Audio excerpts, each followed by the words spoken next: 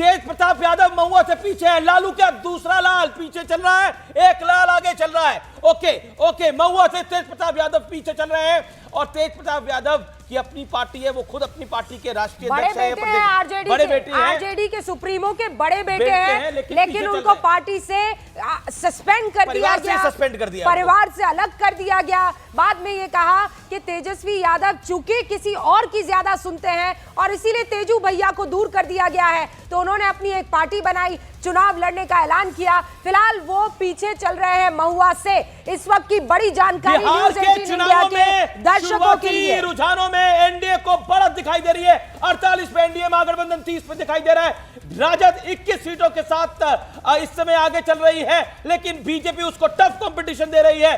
Single largest party के नाते 20 पे बीजेपी, लेकिन अब जेडीयू 21 पे हो गई है, यानी जेडीयू और राजद बराबर है। क्या जेडीयू के अमन और संजय आपसे जानना चाहता हूं, जेडीयू सिंगल लार्जेस्ट होगी या आरजेडी सिंगल लार्जेस्ट होगी? चांसेस आरजेडी के ज्यादा हो सकते हैं क्योंकि वो बहुत ज्यादा सीटों पर चुनाव लड़ रही है। देखिए, अगर आप कहते हैं आरजेडी सिंगल लार्जेस्ट होगी तो मुझे लगता है कि आप आरजेडी को सत्ता की तरफ लेकर के जा रहे हैं। मेरा अनुमान यह है कि पिछला इलेक्शन तेजस्वी यादव के लिए बेस्ट इलेक्शन था। वहां से तेजस्वी यादव का ढलान शुरू होता है। वो पिछले जो 2020 में तेजस्वी यादव के बारे में क्वाइट कॉन्फिडेंट, बहुत ज्यादा कॉन्फिडेंट है। सबसे पहला बयान उन्हीं का आया। देखिए, कॉन्फिडेंस की अगर बात है तो राहुल गांधी कह चुके हैं कि एग्जिट पोल सही होता है हरियाणा में, और बिहार में कैसे एग्जिट पोल गलत हो जाएगा। और इंडी गठबंधन के राहुल गांधी नेता हैं, तो ये एक थोड़े समय हमें इंतजार करना चाहिए। बीजेपी जेडीयू में कौन लार्जेस्ट पार्टी होता है, ये बहुत इंटरेस्टिंग चीज है। सिंगल लार्जेस्ट पार्टी जो बिहार में पिछले 2 इलेक्शनों में हुई है वो सरकार नहीं बना पाई है, तो I think single largest party की तरफ ना जाए। अलायंस मैटर करता है कि अलायंस कौन सा बड़ा होगा। एक इंपॉर्टेंट नंबर है, 50 का आंकड़ा क्रॉस कर लिया है एनडीए ने, 50 का आंकड़ा क्रॉस कर लिया है, यानी हाफ सेंचुरी लगा दी है। और एक अच्छी खबर भी है हमारे व्यूअर्स के लिए कि यूट्यूब पर सबसे ज्यादा दर्शक देख रहे हैं इस समय न्यूज़ 18 इंडिया को। ये भी अपने आप में एक रिकॉर्ड है, सबसे ज्यादा दर्शक देख रहे हैं न्यूज़ 18 इंडिया को। ये आपकी मोहब्बत है, आपने न्यूज़ 18 इंडिया को चुना है। इस वक्त देश न्यूज़ 18 इंडिया देख रहा है। मैं फिर दर्शकों को एक राइडर दे देना चाहती हूं। ये जो 56 पर आप इस वक्त आंकड़ा जो 56 देख रहे हैं एनडीए का, ये पोस्टल बैलेट की अभी गिनती हुई है। ये रुझान मानिए, ये देखिए नतीजा नहीं है, लेकिन पोस्टल बैलेट में हमारा जो रिजल्ट हब से जानकारी प्राप्त हो रही है उसमें 56 जो हैं वो आरजेडी 30 पर हैं और 57 पर यहां पर एनडीए दिखाई दे रही है। चांसेस जीत के एनडीए के 47%, इस वक्त रुझानों में महागठबंधन के 25% दिखाई दे रहे हैं। हमारे साथ सारे खास मेहमान जुड़े हुए हैं। कांग्रेस के एक नेता इस वक्त हमारे साथ प्रदीप जैन आदित्य हैं, फॉर्मर मिनिस्टर रहे हैं यूपीए कैबिनेट के अंदर। प्रदीप जैन जी, कांग्रेस का खाता तो खुला है लेकिन महागठबंधन अभी शुरुआती ट्रेंड्स में पीछे दिखाई दे रहा है, एनडीए आगे दिखाई दे रहा है। प्रदीप जैन आदित्य जी, देखिए, मैं माता जानकी की माटी में हूँ। हमारे साथ यहाँ के वरिष्ठ नेता शम्स जी हैं, प्रमोद नील जी हैं। माता जानकी की इस नगरी में, जिस नगरी के अंदर 15 साल से ओवर ब्रिज बना हुआ नहीं है, ट्रैफिक में घंटों लोग फंस जाते हैं, सड़कें टूटी हुई हैं, डबल इंजन की सरकार, पूरे मतदाताओं का मन इनको सत्ता से हटाने का है। और जो वोट हुआ है, चूंकि पोस्टल वोट से कोई गिनती नहीं होती, लेकिन जो वोट हुआ है, महिलाओं की जो लाइन थी, वो चाहती हैं कि उनके पति और उनके बच्चे जो बाहर काम करने जाएं। तेजस्वी सरकार ने जो कहा है कि हम सत्ता में आएंगे तो हर प्रदीप जी, आपको पूर्ण विश्वास है कि आपकी पार्टी महागठबंधन जीतने वाली है? वैसे यहाँ स्टूडियो में बैठे लोग कह रहे हैं कि प्रदीप भाई ने अभी से जीत की माला क्यों पहन ली है?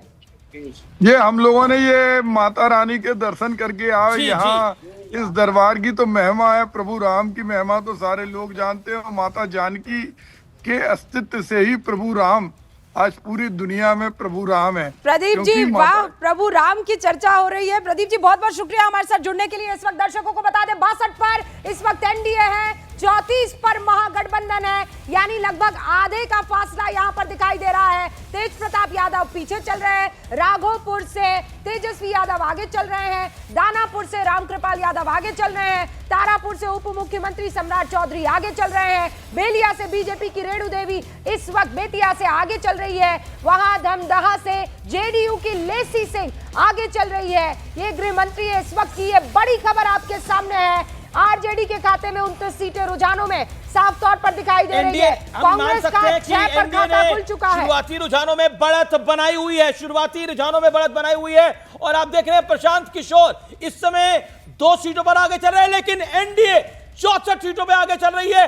सबसे तेज, सबसे सटीक नतीजे हम आपको लगातार बता रहे हैं। 64 सीटों पर एनडीए आगे चल रही है और महागठबंधन लगभग 35 सीटों पर आगे चल रहा है। एनडीए की बढ़त अब बड़ी होती जा रही है, एनडीए की बढ़त अब बड़ी होती जा रही है। और अगर इसी तरह के रुझान आगे भी चलते रहे तो फिर ये क्लोज फाइट नहीं दिखाई दे रही है। लेकिन बीजेपी 29 पर, जेडीयू 27 पर, एलजेपी रामविलास पासवान 4 पर अटकी पड़ी है।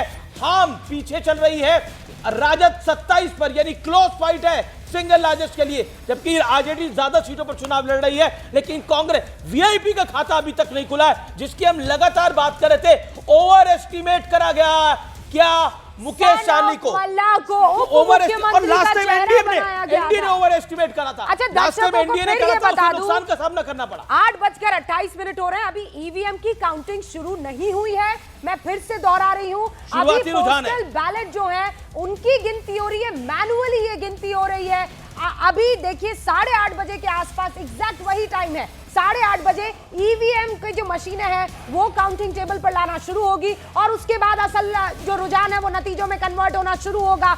ऑलमोस्ट आप समझ लीजिए 15-20 राउंड ऑफ काउंटिंग होती है और उसके बाद नतीजा सामने आता है। लेकिन अमन, ये आंकड़ा देख लीजिए, अब 70 छूती हुई यहाँ पर एनडीए दिखाई दे रही है। पीछे 41 पर आरजेडी है और जनसुराज ने 2 सीटें तो खोल ही ली है। एनडीए का जैसे नंबर बढ़ेगा, इंटरनल हेल्दी कंपटीशन भी एनडीए में बढ़ेगा कि बीजेपी ज्यादा सीटें जीतेगा कि जेडीयू ज्यादा सीटें जीतेगा। अभी तो रुझान आ रहे हैं, हो सकता है उसमें जहां पे रामविलास पासवान एलजेपी चुनाव लड़ रही है वहां के रुझान नहीं आ रहे हो, लेकिन उनका सीट का नंबर अटका पड़ा है 4 के ऊपर। काफी 29 मुझे सीटें, जैसे मैं आप कह रहे हैं 29 सीटें मुझे लगता है चिराग पासवान को बहुत ज्यादा दे दी गई। मुझे नहीं लगता उनका स्ट्राइक रेट लोकसभा जैसा या पिछले कुछ इलेक्शनों वाला उनका स्ट्राइक रेट कम होगा, क्योंकि 29 सीटें बहुत ज्यादा। लेकिन चिराग पासवान वो तो उनके पास क्योंकि 7 लोकसभा थी तो उसी के अनुपात में वो सीटें दी गई और ऐसे ही हम को दी गई। इंटरेस्टिंग बात यह है कि देखिए अमित शाह इस पूरे कैंपेन को लीड कर रहे थे, इस बात को समझने की आवश्यकता है, यानी स्ट्रैटेजी वाइज। वैसे तो प्रधानमंत्री नरेंद्र मोदी का बड़ा चेहरा, नीतीश कुमार का चेहरा, उसके बाद साथ अमित शाह की जबरदस्त रणनीति, और अगर यही रुझान आ रहे हैं तो एक बड़ा इंपैक्ट जाता है। हालांकि ये इनिशियल ट्रेंड्स है, जैसा अभी आपको थोड़ी देर पहले बताया गया, ये इनिशियल ट्रेंड्स हैं। अभी हमें आधा घंटा और 40 मिनट इंतजार करना पड़ेगा, कुछ खबर और पकेगी। 8:30 बज चुके हैं, ईवीएम की काउंटिंग अब शुरू हो चुकी है। दर्शकों को मैं ये बता दूं, 8:30 बजे ईवीएम अब काउंटिंग टेबल पर पहुंच चुके हैं। पोस्टल बैलेट की गिनती जारी रहेगी, लेकिन अब ईवीएम की गिनती भी, मतलब उसमें जो वोट पड़े हैं उसकी तेजी से अब रुझान आना शुरू हो जाएंगे। अब तक जो धीरे धीरे आंकड़ा चल रहा था अब वो तेजी से आएगा, क्योंकि अब तक मैनुअली काउंटिंग हो रही थी। अब आप समझ लीजिए कि ये जो आंकड़ा है या तो बदल सकता है या यही आंकड़ा मेंटेन रहेगा। हो सकता है कि दोनों के अंदर डिफरेंस ज्यादा हो जाए, हो सकता है दोनों के अंदर डिफरेंस कम हो जाए, हो सकता है महागठबंधन कुछ देर में डिफरेंस थोड़ा कम हो जाएगा। लेकिन कुल मिलाकर 69 सीटों पर एनडीए रुझानों में आगे है, 44 सीटों पर महागठबंधन है। जेएसपी इस वक्त रुझानों में 2 सीटों पर आगे दिखाई दे रही है। यह बड़ी खबर है 8:31 पर न्यूज 18 इंडिया के दर्शकों के लिए। जरा हम लोग रिजल्ट आपका रुक कर लेते हैं। एनडीए में जो बात अमन कर रहे थे, एनडीए में हेल्दी कंपटीशन चल रहा है। 31 पर बीजेपी, 31 पर जेडीयू, दोनों को सीटें बराबर मिली, 101 और दोनों इस समय बराबर सीटों पर आगे चल रहे हैं। देखिए जब ये 101 हुआ था तो बड़ी बात हो रही थी कि क्या जेडीयू को कट टू साइज किया गया, क्योंकि पहली बार हो रहा है असेंबली इलेक्शन में कि जेडीयू और बीजेपी सेम सीटें पर चुनाव लड़ रहा है। और ये भी बड़ी बात थी कि नीतीश कुमार को हमेशा कम सीटों जीतने पर मुख्यमंत्री बना देते हैं। तो इस बार अगर जेडीयू बीजेपी जितनी ही सीटें ले आता है तो नीतीश कुमार का केस और स्ट्रांग हो जाता है कि देखिए मेरा चीफ मिनिस्टर बनना बिल्कुल 25 महागठबंधन में वीआईपी का खाता अभी तक नहीं खुला है। वीआईपी का खाता महागठबंधन में अभी तक अमीश देवगन अभी टिके हुए हैं। वीआईपी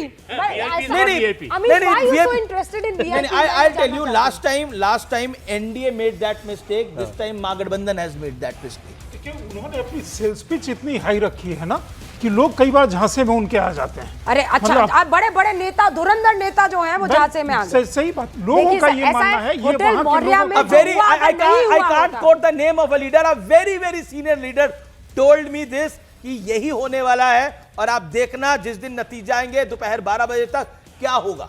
देखिए खास इसीलिए तौर पर अच्छा, दो बहुत महत्वपूर्ण, इसी- दो बहुत महत्वपूर्ण, एक तो आईआईपी, ठीक है, वो कह रहे थे कि जो वोटर बीजेपी से नाराज है अपर कास्ट में, वो जरूर आईपी गुप्ता के पास जाएगा, लेकिन ऐसा होता हुआ नजर नहीं आ रहा है। 0 पर आईआईपी, ठीक है, ईबीसी जो वोटर, माफ कीजिएगा, ईबीसी जो वोटर है वो जाएगा आईपी गुप्ता के पास, लेकिन ऐसा होता हुआ दिखाई नहीं दे रहा है। वीआईपी 0 पर है। आरजेडी के खाते में 31 सीटें, जेडीयू 32 सीटों के साथ, एलजेपी 4 सीटों के साथ इस वक्त रुझानों में दिखाई पड़ रहा है। आरजेडी के खाते में इस वक्त 30 सीटें दिख रही हैं, कांग्रेस के खाते में 9 सीटें दिख रही है, बीजेपी के खाते में इस वक्त, मैं इंतजार कर रही हूं कि वो आंकड़ा मुझे भी दिखाई दे, 32 सीटें बीजेपी के खाते में, यानी कुल मिलाकर बीजेपी और जेडीयू 32। वो जो हेल्दी कंपटीशन कर रहे थे आप, ये तो भयंकर हो गया है।